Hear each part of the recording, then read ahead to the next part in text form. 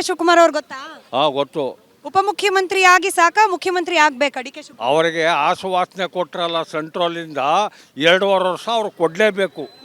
ಯಾಕೆ ಕೊಡಲ್ರು? ಆಶ್ವಾಸನೆ ಕೊಟ್ಟಿಲ್ವಂತೆ. ಸಿದ್ದರಾಮಯ್ಯನೇ ಮುಂದುವರಿಬೇಕು ಅನ್ನುವಂಥ ಹಕ್ಕೇನಿದತ್ತೆ ಅವನಿಗೆ.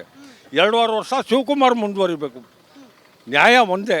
2.5 ವರ್ಷ ಕೊಡ್ತೀವಿ ಅಂತ ಹೇಳ್ರಲ್ಲ, ಯಾಕೆ ಕೊಡಲ್ರು? ಕೊಡದೆ ಹೋದ್ರೆ ಏನ್ ಮಾಡ್ತೀರಾ? ಕೊಡದೆ ಹೋದ್ರೆ ವಿಧಾನಸೌಧಕ್ಕೆ ಮುತ್ತಿಗೆ ಹಾಕ್ತೀವಿ, ಎಳೆದು ಈಚೆಬಿಟ್ಟು ಕೂತ್ಕೊತಾರೆ ಚೇರ್ಗೆ. ಯಾರನ್ನ ಎಳ್ದು ಆಚೆ ಬಿಡ್ತಾರೆ? ಯಾರನ್ನ ಎಳ್ದು ಆಚೆ ಯಾರನ್ನ ಸಿದ್ದರಾಮಯ್ಯನೇ ಎಳೆದು ಬಿಡ್ತಾರೆ. ಎಳ್ದು ಬಿಡ್ತಾರೆ.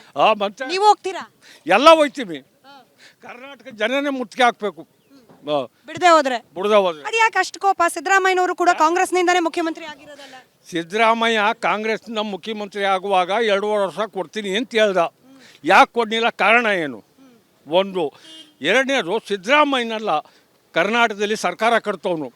ಶಿವಕುಮಾರ್ ಸರ್ಕಾರ ಕಟ್ಟಿ ಕಾಂಗ್ರೆಸ್ ಸರ್ಕಾರ ಬಂದದ್ದು. ಸಿದ್ದರಾಮಯ್ಯ ಕಟ್ಟಕ್ಕೆ ಹೋಗಿದ್ದೆ. 5 ಅಂಶ ಕಾರ್ಯಕ್ರಮ ಗೊತ್ತೇ ಇಲ್ಲ. 5 ಅಂಶ ಜನಗಳ ಕಾರ್ಯಕ್ರಮ ಹಾಕಿ ಕಾಂಗ್ರೆಸ್ ಸರ್ಕಾರ ತಂದ.